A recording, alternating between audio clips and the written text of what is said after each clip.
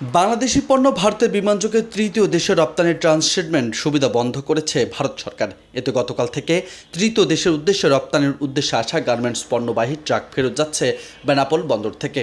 এর আগে গত ৮ এপ্রিল ভারত সরকারের অর্থ মন্ত্রণালয়ের আন্ডার সেক্রেটারি মেঘা বানচাল স্বাক্ষরিত পত্রে ট্রান্সশিপমেন্ট সুবিধা বাতিল করে বিভিন্ন বন্দরে চিঠি ইস্যু করা হয়। এদিকে ট্রান্সশিপমেন্ট সুবিধা বাতিলে সাময়িক ক্ষতি হলেও ব্যবসায়ী নেতারা বলছেন রপ্তানি বাণিজ্যে তেমন কোনো বিরূপ প্রভাব পড়বে না। তবে এ নিষেধাজ্ঞা ভারত দ্রুত প্রত্যাহার করে দুই দেশের মধ্যে বাণিজ্যিক সম্পর্ক অটুট রাখতে প্রয়োজনীয় পদক্ষেপ নেবে প্রত্যাশা ব্যবসায়ীদের। বাংলাদেশের রপ্তানি পণ্যের উপর ভারত ট্রান্সশিপমেন্ট সুবিধা বাতিল করেছে। তবে এটার ক্ষেত্রে বাংলাদেশের ব্যবসায়ীদের ক্ষেত্রে খুব একটা বিরূপ প্রভাব পড়বে বলে আমার মনে হয় না। তবে এই কথা সত্য যে বাংলাদেশ এবং ভারতের সাথে যে বাণিজ্যিক সম্পর্ক, ভারতের এই সিদ্ধান্তের ফলে এটা একটা বিরূপ প্রতিক্রিয়া সৃষ্টি হবে বলে আমার মনে হয়। আমরা আশা করব দুই দেশের বাণিজ্য সম্প্রসারণের ক্ষেত্রে ভারত এই যে সুবিধা প্রত্যাহার করেছে সেটি আবার পুনর্বহাল করবে বলে আমরা আশা করছি।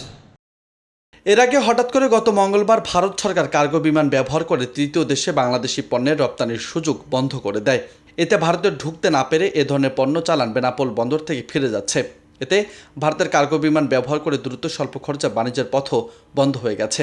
ট্রান্সশিপমেন্ট সুবিধা বাতিল করার পর যে সমস্ত পণ্য ভারত হয়ে থার্ড কান্ট্রিতে যাবে, এ ধরনের 4টি ট্রাক গতকাল ফেরত গেছে, যেগুলো ভারতে প্রবেশ করেনি। বাংলাদেশের আমাদের বন্দর থেকেই, যেহেতু তাদের আইজিএম হয়নি, নিয়ম অনুযায়ী সেগুলো ফেরত।